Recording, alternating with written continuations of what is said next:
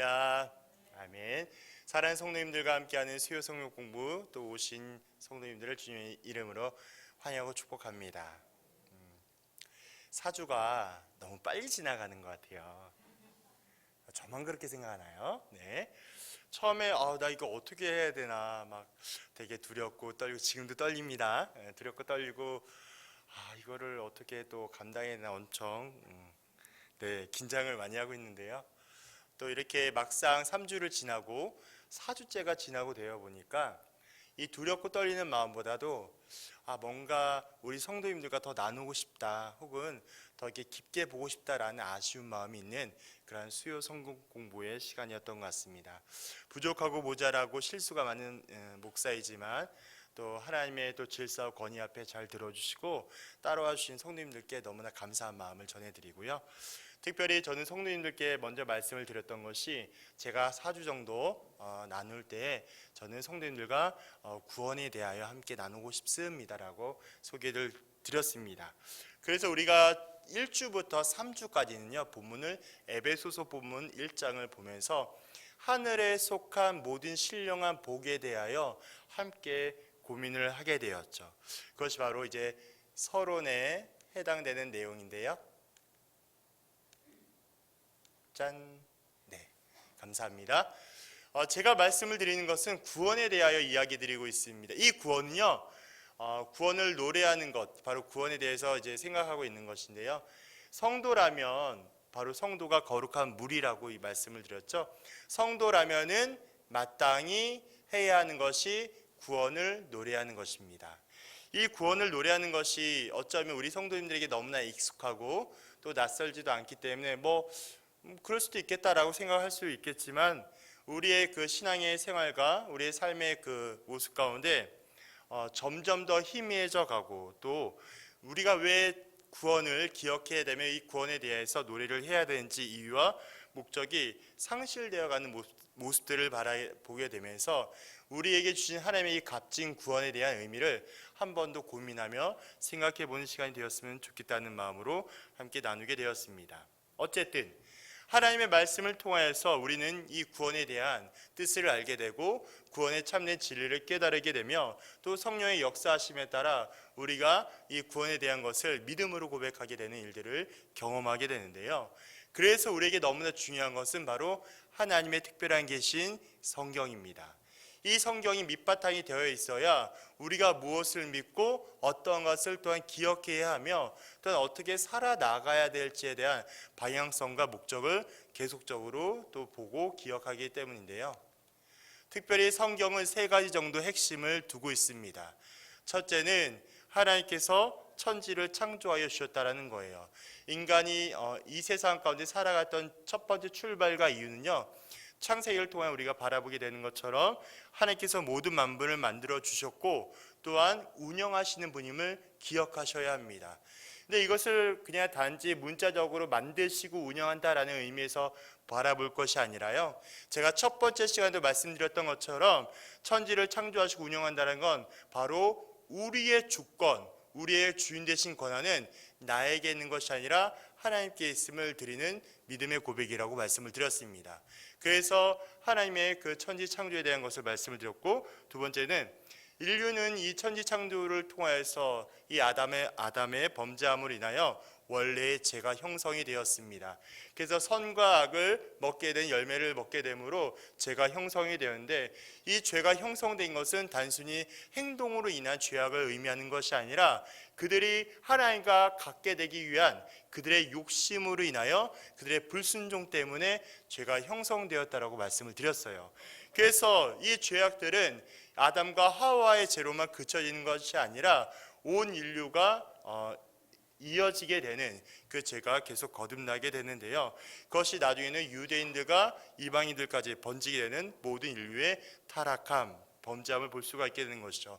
그래서 그 이후의 이야기들은요, 바로 하나님께서는 창세 전에, 모든 세상이 만들어지기 전에 인류를 향하신 구원의 계획을 만들어 주셨고, 이 구원의 계획을 이루시기 위하여선 오직 흠과 죄가 없는 한 사람의 희생만이 필요했습니다. 그 사람이 바로 예수 그리스도입니다. 우리의 완전한 사람이자 참된 하나님이 되어주시는 예수님께서 십자가 죽으심으로 인하여 피 흘리심으로 말미암아 죄사함으로 인하여서 하나님의 공의와 자비를 온전하게 실현시켜 주신 유일한 분, 그분이 바로 예수 그리스도입니다. 그 예수 그리스도의 죽으심으로 인하여 하나님의 구원 계획이 이루어졌음을 알 수 있게 되는 것이죠.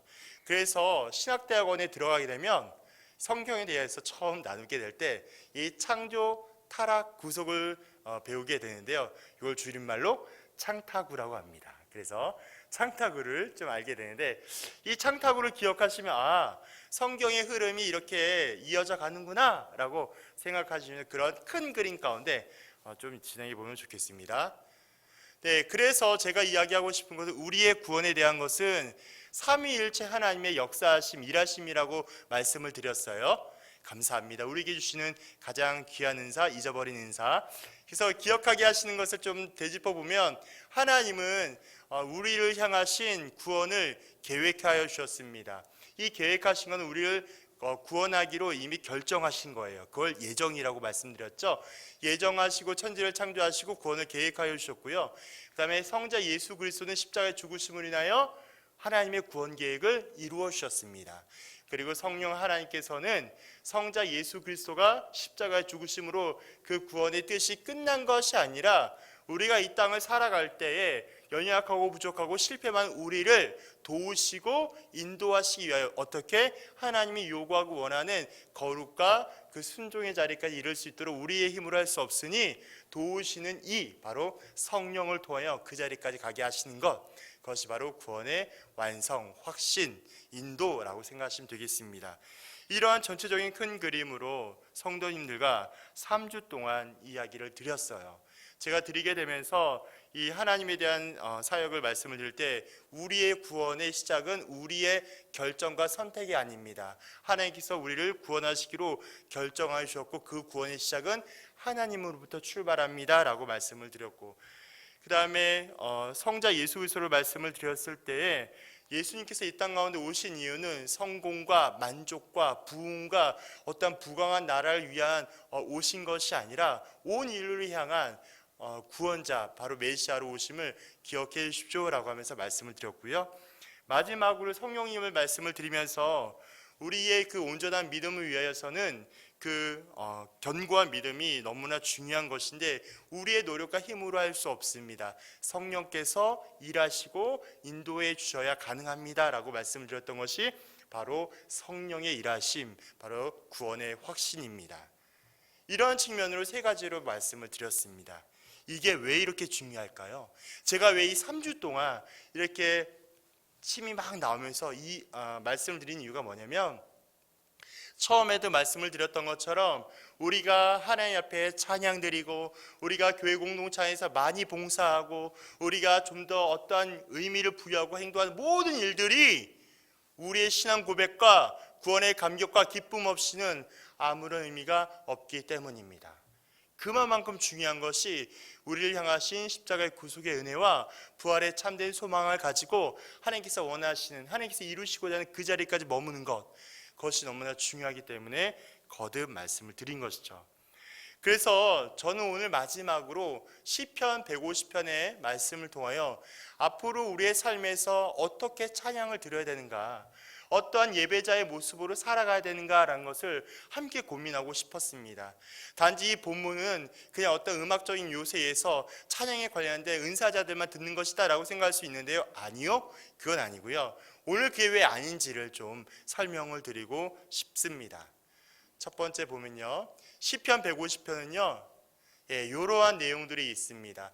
시편은 146편부터 바로 제3의 할렐시라는 이게 구별을 하고 있는데요. 성도님들이 성경을 보시면 알겠지만 처음에 할렐루야 하고 시작되고 마지막 6절도 할렐루야라고 끝나게 됩니다.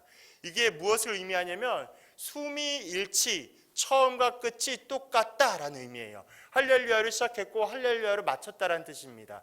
예전에 한번 말씀드렸지만 할렐루야 어떤 뜻일까요? 하나님을 찬양합시다 라는 뜻이에요. 하나님을 찬양합시다 라고 이야기하고 있는 것인데, 이 할렐루야의 하나님을 찬양합시다라는 그 전체적인 의미와 뜻이 150편에 완전하게 혹은 충분하게 들어있기 때문이죠. 그래서 1절과 2절은 우리가 어느 곳에서나 또 무엇을 어떻게 해야 되는지에 대한 내용을 담고 있고요.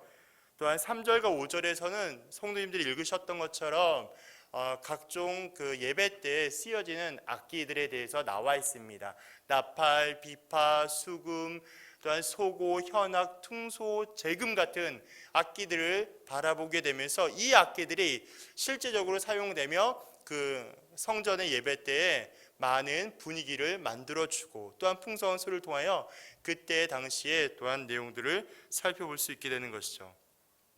그리고 마지막 6절에는 호흡이 있는 자마다 라는 이야기를 하게 되면서 예수 그리스도는 구원 얻는 자에게 유일하게 생명과 호흡을 주시는 분임을 이야기하며 그 대단원의 끝을 내리게 됩니다.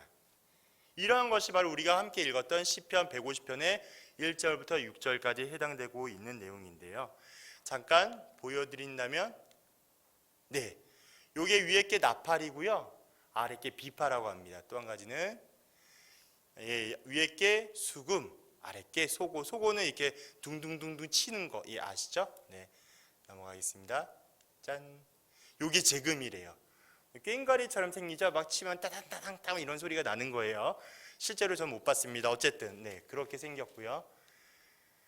이런 측면으로 바라봤을 때 시편 150편에 나와 있는 악기들에 대한 성전 예배 때 썼던 내용들이 그러한 내용들을 바라볼 수 있게 되는 것이죠. 그래서 우리는 이 할렐루야란 여호와를 하나님을 찬양하라는 내용을 가지고 우리의 구원에 대한 내용들을 함께 고민하면서 쭉 또 생각해 보고 싶습니다. 첫 번째 제가 말씀드렸던 것처럼 구원의 노래는 어느 곳에서나 찬양을 드려야 합니다라는 1절과 2절에 해당되는 내용입니다. 먼저 1절부터 살펴보겠는데요. 1절에 보시면 할렐루야 그의 성소에서, 그리고 권능의 궁창에서 나오고 있습니다. 성소와 궁창은 두 가지 다 어느 장소를 의미하고 있어요. 성소는 제가 잠깐 쓰인 것처럼 성전의 장소적인 의미를 나타내어주고 있고요. 그 다음에 궁창은 이 온 땅의 지면을 의미합니다. 즉 온 세상을 지칭한다라고 생각하시면 돼요. 그래서 성소와 궁창을 이야기한다면 모든 장소를 생각하시면 되겠습니다. 결국 하나님을 찬양해야 되는 장소는 어디에서만 해야 될까요? 감사합니다. 모든 장소에서 하셔야 돼요. 모든 장소. 우리 성도님들이 가끔씩 헷갈려하는 게 이 교회 예배당 안에서 정해진 시간 안에 열심히 찬양 드리는 것 너무나 중요합니다. 그렇지만 우리가 생각해야 될 것은 이 교회 안에서만 드리는 것도 중요한데요, 교회 밖에서의 우리 삶에 대한 예배 가운데 하나님께서 우리에게 주시고자 하는 그 은혜의 그 발걸음 속에서 하나님을 찬양하며 경배해야 되는 것을 기억하면 좋겠습니다. 두 번째는요, 무엇을 찬양해야 될지에 대한 정확한 제시가 나와 있는데요, 능하신 행동과 지극히 위대하심이라는 내용을 담고 있습니다. 이 두 가지를 합쳐서 하나의 단어로 요약하면 바로 구원이에요. 우리를 향하신 거부할 수 없는 하나님의 은혜와 놀라운 선물이 바로 구원인데요, 이 능하신 행동과 지극히 위대하심을 따라하기 위하여, 바로 따라 찬양하기 위하여선 우리를 향하신 하나님의 구원의 의미를 기억하고 구원을 노래해야 한다는 것입니다. 그래서 제가 3주 동안에 이 구원이 처음에 어디서부터 시작되었으며 어떻게 이루어졌고 또 어떻게 완성되어지는가를 길게 설명드렸던 거예요. 이런 이유들 때문에 우리가 그래서 구원의 감격과 기쁨이 없이는 우리가 찬양드려야 될 이유를 분명히 알지 못하고 내가 섬기는 그 자리 가운데 그 의미를 점점 더 또 잃어간다는 것을 말씀드리고 싶었기 때문이죠. 그래서 우리는 구원을 얻은 자라면 어느 장소나 상관없이 구원의 노래로 하나님만을 높여드려야 합니다. 그런데 이 구원을 우리가 우리 스스로 끊임없이 기억하며 생각할 수 있는 것이 아니라요, 우리가 이 거룩한 습관 또한 경건한 훈련을 통하여 하나님께서 우리에게 주시는 값없는 구원을 기억하셔야 합니다. 그래서 우리 성도님들이 할 수 있는 많은 또 이렇게 노력들이 있으실 텐데요. 가장 핵심적이고 중요한 노력이 뭐가 있을까요? 감사합니다. 매일마다 성경을 피시는 거예요. 그리고 성경 말씀을 가까이 하시는 거예요. 인위적으로, 억지로라도, 어쩔 수 없이.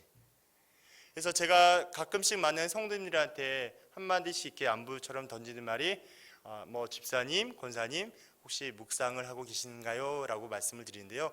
물론 저도 잘하지 못합니다만은 시간이 날 때마다 말씀을 가까이 하려고 노력을 많이 하고 있습니다. 왜냐하면 하나님의 말씀은 흠도 없고 또한 부족함이 없기 때문에 연약하고 부족한 우리를 하여금 말씀으로 위로하여 주시고 깨닫게 하여 주시고 말씀이 우리의 삶을 지탱하여 주시며 인도하여 주시기 때문입니다. 그래서 말씀을 가까이 하셔야 되는 거예요. 말씀을 통하여 우리에게 값없이 주시는 구원의 은혜를 기억하고 경건한 훈련과 거룩한 습관을 통하여 하나님께서 원하시고자 하는 그 자리까지 이르는 저와 성도님들이 되시기를 주님의 이름으로 축원드립니다. 제가 한번 금요기도의 시간에 말씀을 드렸던 기억이 나는데요. 네, 넘어가셔도 돼요. PPT. 2010년도에 삼성 서울병원에서 수술을 했던 것을 말씀을 드렸어요. 들으셨던 분도 계시겠지만 저는 이제 왼쪽 폐가 거의 없습니다. 네, 처음 들으시나 봐요. 네. 이 좌상엽이 없는데 이 좌상엽은 신체 해부학 구조상 폐활량이 80%를 해당되는 장기예요. 근데 그 80%가 없어요. 그러니까 20%로 살아가고 있는 거예요. 노래도 하고 사역도 하고 또 이렇게 건강하게 지내기도 하는데요. 어찌됐든 그렇게 지내오는 세월 동안에 그냥 한 번에 하루아침에 딱 폐를 잘라겠다 이건 아닙니다. 그 수많은 시간들을 시행착오를 겪으면서 몇 번이고 이렇게 입원 치료하게 되면서 끝내는 폐를 잘라내게 되었는데 그 폐를 잘라내게 되면서 제가 수술대 그 침대에 딱 누웠을 때 어떤 마음이 들었냐면 이제 내가 죽겠구나 라는 생각이 들었어요. 왜냐하면 그 삼성서울병원 수술장은요 딱 들어가면 되게 추워요. 에어컨을 엄청 세게 틀고요. 수술 침대는 이렇게 뭐라고 해야 되죠? 전기장판을 엄청 크게 틀어놓은 것 같아요. 방바닥은 여기 침대는 뜨겁고 여기 너무 추운 거예요. 제가 이 긴장을 풀고자 그때 당시에 싸이였던가요? 저 폐를 강남 스타일로 잘라주세요 이렇게 했던 농담이 기억나는데요. 그만큼 긴장을 많이 했었어요. 내가 죽을 것 같다는 생각 때문에. 그렇게 폐를 잘라내기로 2010년도 7월 달에 하게 되는데 더 가슴이 아팠던 건 그 2010년도 1월 달에 아버지가 급작스럽게 돌아가셨어요. 그러니까 제 개인적인 삶에서는 2010년도는 지워버리고 싶었던 한 해였던 거죠. 아버지가 돌아가셔서 어머니도 그렇고 저희 가정이 추수리기도 시간이 모자른 상황 가운데 계속적으로 저는 아프게 되었고 결국엔 삼성서울병원에 가서 폐를 잘라내게 되는 그런 과정을 겪게 되었습니다. 그런 일을 겪게 되면서 나름 저는 세상적으로 내가 지금 벼랑 끝에 몰려 있구나. 내가 지금 앞으로 어디도 갈 수가 없겠구나라는 그러한 절박함에 놓여져 있을 수밖에 없었습니다. 그런데 이상하게 제가 딱 수술을 하려고 하는 그 찰나에 저도 모르게 하나님 앞에 고백하고 선포하게 된 거예요. 하나님, 이 못난 놈 살려주시면, 이 아들 살려주시면 평생 하나님만을 찬양하겠습니다. 하나님만을 노래하겠습니다 라고 고백하게 된 거예요. 그 고백이 이루어지고 나서요, 그 후에는 말도 안 되는 또 치료함을 얻게 되었는데 중요한 건 그게 중요한 게 아니라 벼랑 끝에 몰렸던 정말 내가 죽을 수밖에 없었던 사람이라고 여겼던 나의 삶 가운데 나도 모르게 하나님을 찬양하는 내 모습을 발견하게 되었다는 것입니다. 나는 지금 너무나 갈 데도 없고 의지할 데도 없는 나의 이 초라한 나의 모습 가운데 하나님만을 의지할 수밖에 없는, 하나님만을 붙잡을 수밖에 없는, 세상의 그 어떤 것도 내가 의지할 수 없는 사람임에 하나님만을 찬양드리는 저의 모습을 발견하게 되었죠. 그래서 많은 성도님들과 많은 지인분들을 만나게 되면, 어려움에 놓여 있게 되면 그분들의 마음을 조금이나마 헤아릴 수 있는 이유가 저 역시도 똑같은 내용과 소재는 아니었지만 죽을 만큼 힘든 그 경험과 고비를 했기 때문입니다.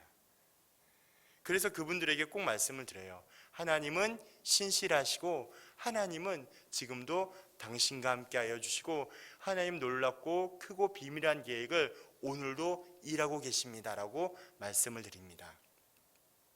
그래서 우리는 어느 곳에서나 어떠한 상황에서든지 주를 찬양해야 합니다.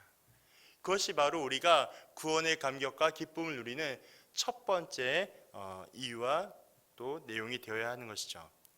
두 번째는요, 구원의 노래는 모든 방법으로 드려야 하는 것인데요.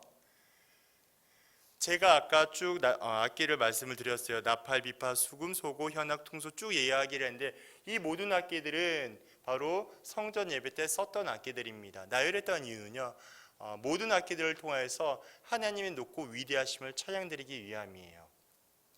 이것을 이야기할 때 어떠한 부분들을 고민해 볼 수가 있게 되냐면, 그러니까 최대한 우리가 우리의 삶 가운데 하나님을 예배하고 하나님을 찬양드릴 때 가장 좋은 것, 내가 할 수 있는 상황에서 가장 귀한 것을 드리는 겁니다.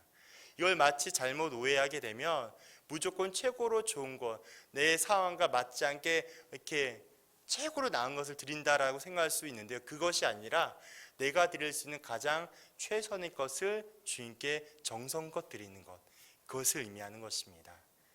이것을 통하여서 우리의 모든 방법을 통하여 하나님의 높고 위대하심을 찬양드리는 것이죠. 특별히 두 가지 기타의 내용이 있습니다. 손뼉을 치며와 또 손을 들고라는 내용이 있는데요. 먼저 말씀을 읽어보도록 하겠습니다. 시편 2구절 함께 읽겠습니다. 시작.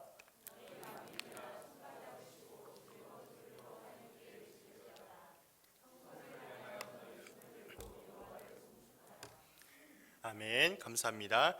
지금 함께 읽었던 성경 시편 47편과 134편, 47편은요 하나님의 행하신 일과 또한 인도에 대한 존경과 칭찬으로 손바닥을 치라고 하고 있는 거예요. 그래서 제가 방금 그 PPT로 보여드렸던 것처럼요,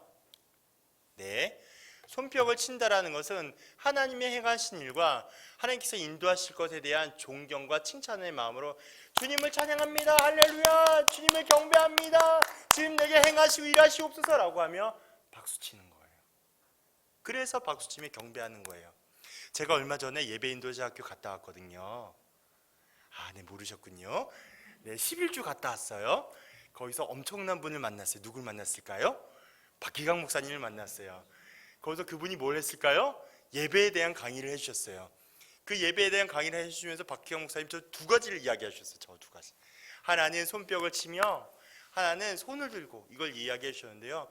목사님이 했던 강의 중에 가장 인상 깊었던 게, 우리는 너무나 우리가 예배드리는 상황 가운데 제약을 둔다고 이야기하셨어요. 하나님을 마음껏 찬양드리고 경배하고 싶은데 마치 어떤 누가 보진 않을까, 나의 이 민망함이 어쩔까, 이런 생각들 때문에 치다가 말거나 이런 경우들이 있을 수가 있는데요. 정확한 성경적인 의미는 손뼉을 친다라는 것은 하나님이 행하신 일이 뭘까요? 구원에 대한 거예요. 할렐루야. 아멘. 우리를 향하신 구원에 대한 일들과 우리의 구원에 대한 확실한 인도하심을 우리가 찬양드리는 거예요. 그리고 손을 든다라는 것은 하나님께 대한 헌신이에요. 하나님, 내 상황, 내 지식, 내 경험, 내 지혜를 누구 앞에?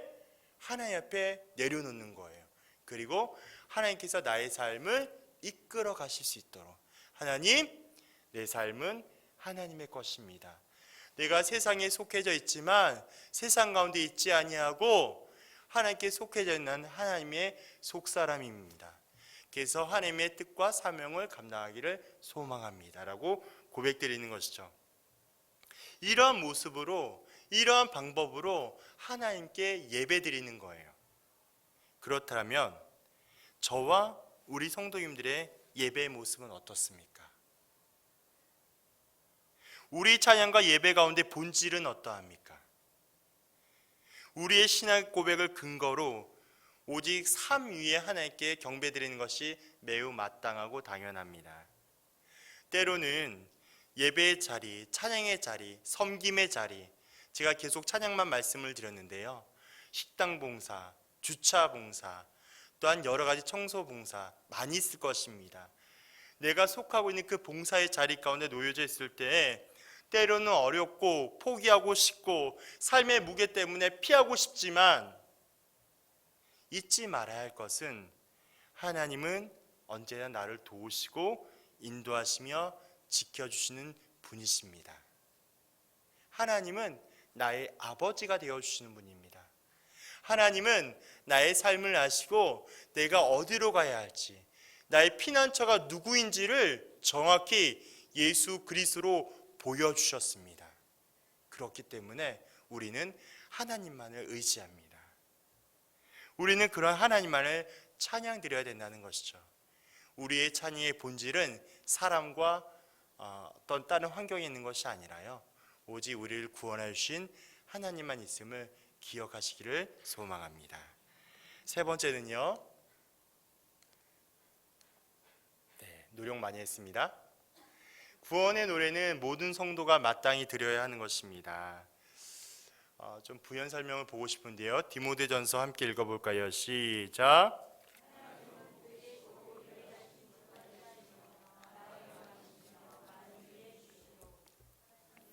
아멘. 네, 감사합니다. 하나님은 복되시고 유일하신 주권자이시며 만왕의 왕이시며 만주의 주시오라고 디모데전서에 나와 있는 내용인데요, 이 말씀은요, 천지를 만드시고 천지를 창조하시고 온 우주를 다스려 주시며 영원한 생명이 되어 주신 분이 누구인가 라는 것을 명확하게 제시하고 있는 성경 말씀입니다. 누구일까요? 하나님이시죠. 우리가 찬양드리는 유일한 분은 오직 하나님이십니다. 그리고 그 유일한 하나님만을 찬양드릴 때 호흡 있는 자, 모든 사람들은 하나님께 경배와 찬양을 드려야 되는 것이죠. 결국 찬양을 드린다라는 것은 우리 어떠한 상황과 환경과 어떠함에 있어서 선택하는 것이 아니라는 거예요. 다시 설명드린다면, 내가 좀 은사가 있고, 내가 좀 노래를 잘하고, 내가 좀 뭐가 있어서, 내가 좀 돈이 많고, 내가 좀 잘나서 그래서 찬양 드리는 게 아니라요, 하나님께 값없이 받은, 거저 받은, 저항할 수 없는, 거부할 수 없는 하나님의 은혜 때문에, 그 구원의 은혜 때문에 우리가 하나님만을 찬양 드리는 거예요. 하나님은 중심을 보시는 분이십니다. 하나님은 신실하신 분입니다. 어떠한 상황 가운데도 때로는 우리가 낙심하고 포기하고 죽을 만큼 어려운 상황에 놓여 있는다 할지라도 하나님은 우리의 찬양과 예배를 기뻐 받으시는 분이십니다. 우리가 신실한 하나님을 의지할 때마다 구원받은 모든 성도들은 하나님께 마땅히 찬양 드려야 할 존재들임을 기억하시기를 바랍니다. 두 번째 예를 좀 소개해 드리고 싶습니다. 제가 찬양대 지휘를 처음 시작했을 때 일인데요, 한 1990년도로 기억을 합니다. 학부생일 때예요. 제가 음대 다닐 때 강릉 쪽에서 음대를 다니고 있었는데 어느 작은 교회 찬양대 지휘를 부임하게 되었습니다. 규모가 작다가 보니 체계도 부족했었고 많은 것들이 열악했습니다. 특별히 10명밖에 되지 않은 성도님들과 함께 시작하였는데 대부분의 8, 9명이 악보 자체를 볼 줄을 모르셨어요. 참고로 도레미파 솔라시 도가 한 옥타브입니다. 도에서 높은 도까지가 한 옥타브인데 이 한 옥타브의 계명을 어디다 쓰는조차를 모르셨어요. 그런 분들이 찬양을 하고 싶은 마음 때문에 섰어요, 그 자리에. 물론 실력은 은혜롭죠. 많이 은혜롭죠. 정말 깜짝 놀랐습니다. 어쨌든 선배 누나의 소개를 통해서 그 교회를 갔는데 전혀 몰랐었어요. 그래서 제가 딱 처음에 가자마자 아예 음악 기초부터, 이게 4분음표고, 이게 8분음표고, 이게 16분음표고, 이게 붙임줄이고, 이게 어떻게 해야 되고, 조표는 이게 뭐고, 이렇게 해야 됩니다. 마디는 이거고, 단락은 이겁니다. 이건 이것입니다. 이렇게 설명을 드렸어요. 그렇게 긴 시간을 함께 공부하기 시작했습니다. 차근차근 이 높은 음자리표, 낮은 음자리표, 가운 음자리표를 알려드리면서 말씀을 다 드렸어요. 그런데 중요한 것은 그런 음악적인 기초를 알려드리는 것도 너무나 중요한 일이었는데요, 저는 부임하는 첫날부터 사임하는 끝날까지 무엇을 강조하였냐면, 우리가 드리는 모든 찬양은 가사로부터 시작하여 가사로 끝이 납니다라고 말씀드렸습니다. 이분들이 놀라시는 거예요. 왜냐하면 새롭게 온 이 젊은 학생이 와서 가사로부터 시작하여서 가사로 끝이 난다라는 말을 이해를 잘 못하셨습니다. 저는 부임해서 처음부터 한 곡을 준비할 때마다 최소 통성으로 10번 이상씩 반복하여 가사를 읽히게 하였습니다. 그리고 가사를 기억날 수 있게끔 조금 더 고급스러운 표현으로 묵상할 수 있게끔 도와드렸어요. 이 가사의 내용이 무엇인지. 제가 처음에 음대를 들어가서 배웠던 첫 번째 테크닉이 뭐였냐면, 가사를 공부하고 가사의 뜻을 이해하고 가사를 맛있게 표현하는 노래의 법을 교수님께 배웠기 때문이죠. 그것을 접목하여서 찬양의 가사, 찬송가를 하나 내어드리면 이 찬송가 의미가 무엇이고 이 찬송가가 이 하이라이트에서 왜 이런 고음을 내야 되는지에 대한 의미와 이유를 설명드렸습니다. 놀라운 일들이 벌어졌어요. 이분들이 한 주 한 주의 선곡들을 기대하게 되고 이분들의 자신의 신앙에 대한 점검들을 하게 되는 모습을 발견하게 되었습니다. 그렇게 회중들에게 가사가 얼마나 중요한지를 말씀을 드렸죠. 그리고 또한 말씀드렸습니다. 찬양대가 먼저 가사의 은혜를 받지 아니하고서 회중들에게 노래하는 것만큼 위험한 행위가 없습니다. 왜냐하면 찬양대만큼 드러나고 인정받고 싶고 주목받고 싶은 자리가 찬양대이기 때문입니다. 그래서 우리는 은혜를 간구하며 은혜의 공동체가 되어야 합니다라고 말씀드렸습니다. 이러한 모습과 이러한 노력들은 지금도 여전히 그 교회에서는 이렇게 전통처럼 진행되고 있습니다.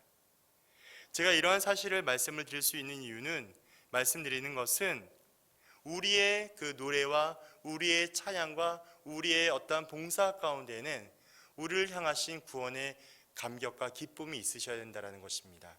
그것을 강조하여 말씀을 드리고 싶어서 저의 잠깐 그 옛날의 모습들을 말씀을 드렸는데요. 그래서 모든 성도들은 이 구원에 대한 내용들을 잊지 않고 기억하셔야 합니다. 나를 지으시고 나를 사망과 나를 그 멸망 가운데서 구원해 주신 유일한 분, 오직 하나님께서 나를 이끌어 주시고 인도해 주시는 분임을 기억해야 되기 때문이죠. 그래서 우리는 날마다 이 주님의 은혜를 잊지 않고 살아가셔야 합니다. 구원받은 자라면 모두가 마땅히 하나님을 예배하며 찬양 드려야 할 것입니다. 이제 결론으로 넘어가겠습니다. 저는 성도님들과 세 가지를 말씀을 드렸어요. 친절하죠? 감사합니다. 첫 번째는요, 구원의 노래를 어느 곳 또 어느 곳에서나 찬양 드리는 걸 말씀을 드렸어요. 이 어느 곳에서 찬양은 어디서 무엇을 했는가를 의미합니다. 두 번째는요, 구원의 노래는 모든 방법을 동원해야 합니다. 이거는 어떻게 하는 것인가에 대해서 말씀을 드렸고요. 세 번째는 구원의 노래는 모든 성도가 마땅히 해야 함을 말씀을 드렸어요. 이건 무엇이냐면 누가 해야 하는가라는 거예요. 성도님들 누가 해야 될까요? 노래 잘하는 사람이요? 아니요. 돈 많은 사람이요? 아니요. 똑똑한 사람이요? 아니요. 거저 받은 구원의 은혜를 입은 자라면 누구나 당연히 해야 합니다. 그 당연히 해야 한 구원의 감격과 기쁨의 노래가 우리 가운데 잊지 않으셔야 된다는 거예요. 이 구원의 은혜를 놓치게 되면 우리의 믿음과 신앙생활도 보장받을 수 없습니다. 구원의 노래는 화려하고 또한 거창한 것이 아닙니다. 온전한 신앙 고백 가운데 하나님 앞에 드리는 찬양입니다. 그 찬양을 기억할 때마다 나 같은 죄인 살리신 그리스도의 은혜를 기억하셔야 되는 거예요. 십자가의 구속의 은혜, 부활의 참된 소망을 가지고 여전히 나의 삶의 문제는 나를 공격하고 나를 짓누르고 억누르고 있지만 기억하십시오. 하나님은 성도님들과 함께 하십니다. 함께 하신 하나님을 의지하시고 기대하십시오. 하나님의 은혜와 평강이 성도님들과 함께 하기를 예수 그리스도의 이름으로 축원드립니다. 다 함께 찬양 드리고 싶습니다. 우리 보좌 앞에 모였네. 비전인데요. 찬양을 함께 부르시면서 가사의 은혜를 생각했으면 좋겠습니다.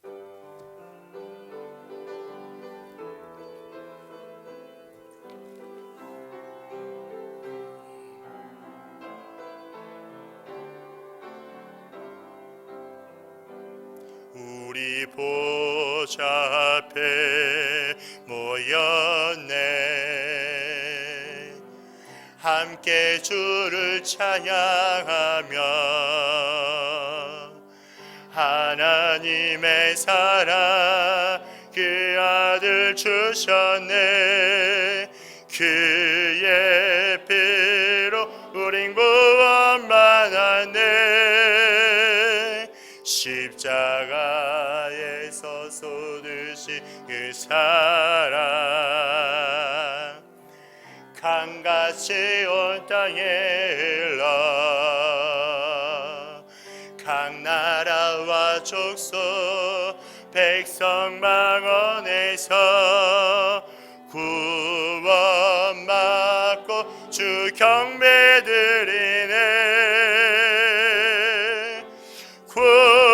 구원하심이 보좌에 앉으신 우리 하나님과 어린 양께 있도다. 구원하심이 보좌에 앉으신 우리 하나님과 어린 양께 있도다. 우리 보좌 앞에 우리 보좌 앞에 모였네. 함께 주를 찬양하며 하나님의 사랑 그 아들 주셨네.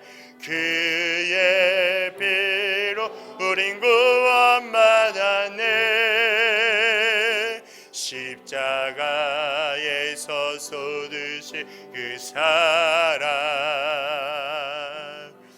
강같이 온 땅에 흘러 각 나라와 족속 백성 망원에서 구원받고 주 경배드리세. 구원하심이 보좌에 앉으신 우리 하나님과 어린 양께 있도다.